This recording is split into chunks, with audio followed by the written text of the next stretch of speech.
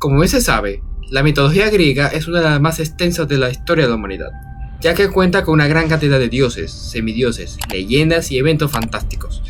Pero en este video nos vamos a enfocar en esos actos que al día de hoy se considerarían como injusticias o tragedias. Así que comencemos. Por su trágico destino y su intento de volar utilizando alas hechas de plumas y cera, Ícaro era el hijo de Dédalo, un renombrado arquitecto y artesano. Dédalo y Ícaro se encontraban encarcelados en el laberinto de Creta, construido por el propio Dédalo, por orden del rey Minos. Para escapar, Dédalo diseñó las alas para sí mismo y su hijo, utilizando plumas de aves unidas con cera. Antes de emprender el vuelo, Dédalo advirtió a Ícaro de que no volará demasiado cerca del sol, ya que el calor derretiría la cera de las alas, ni volará demasiado cerca del agua, ya que la humedad haría que las plumas se empaparan y las alas dejaran de funcionar. Sin embargo, Ícaro, en su entusiasmo y desobediencia a las apetencias de su padre, voló demasiado cerca del sol.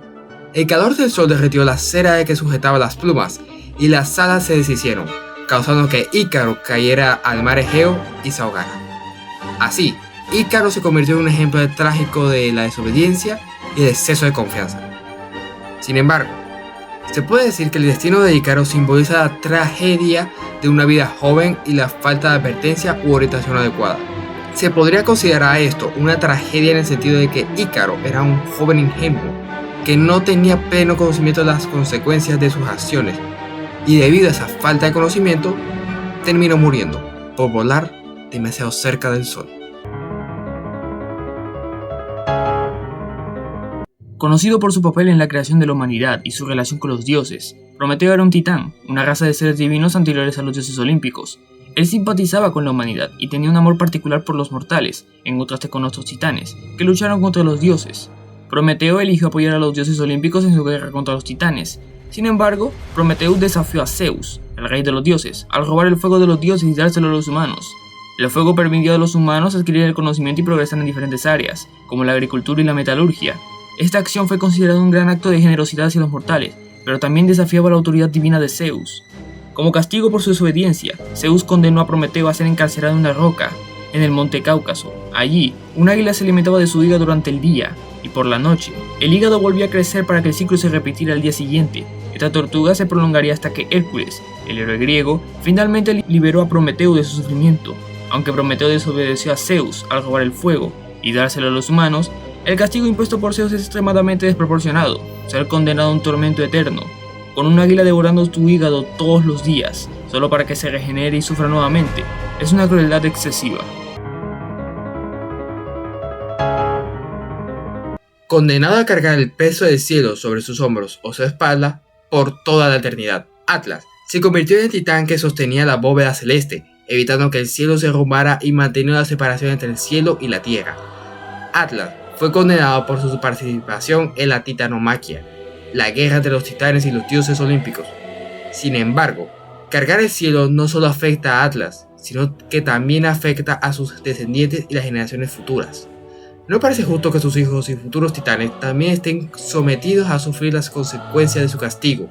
Y es que, a diferencia de otros personajes castigados en la mitología griega, como Prometeo, a quien por lo menos se le concedió finalmente la libertad, y no hay registro de una eventual liberación o redención para Atlas.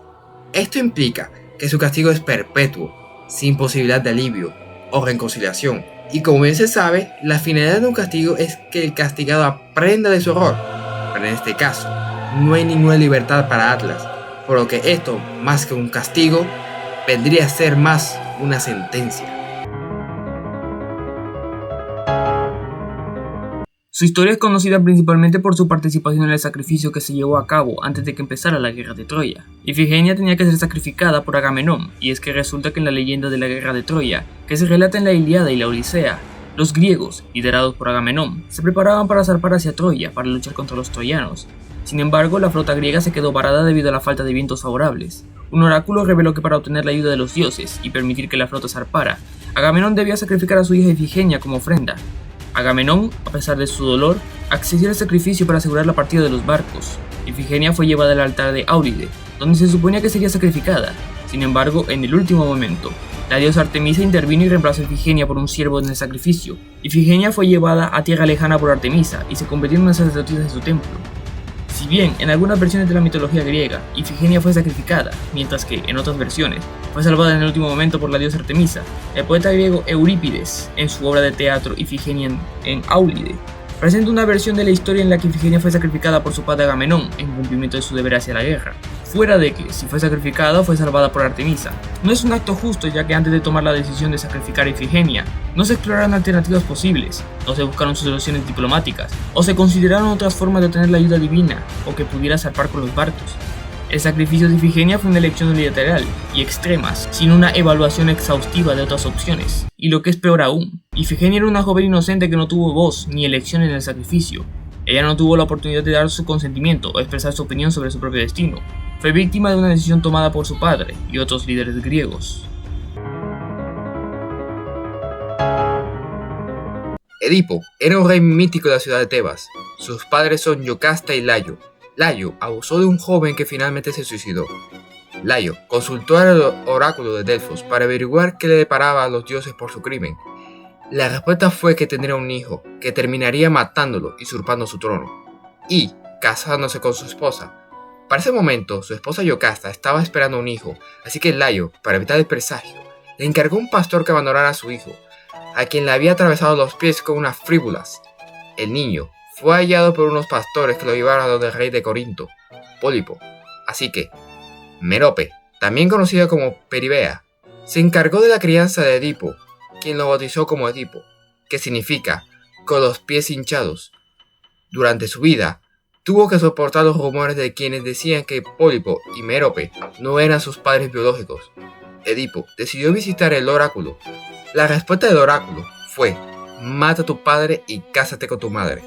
Fue camino a Tebas, donde se encontró en una encrucijada con Polifontes y Layo, quienes viajaban con destino a Delfos. Polifontes le ordenó a Edipo que le diera permiso, pero como este se demoró mucho, Polifontes asesinó a uno de los caballos de Edipo. Edipo respondió asesinando a Polifontes y a Layo, su padre, cumpliendo así lo que profetizó el oráculo. Estando en Tebas, Edipo tuvo que responder un acertijo puesto por la esfinge de Hera. ¿Cuál es el ser que en la mañana va en 4 patas, en la tarde en 2 y la noche en 3? A lo que éste le respondió correctamente que era el ser humano, pues de niño gatea, de adulto caminaba erguido y de viejo se apoyaba en un bastón. Al verse derrotada, la esfinge se suicidó.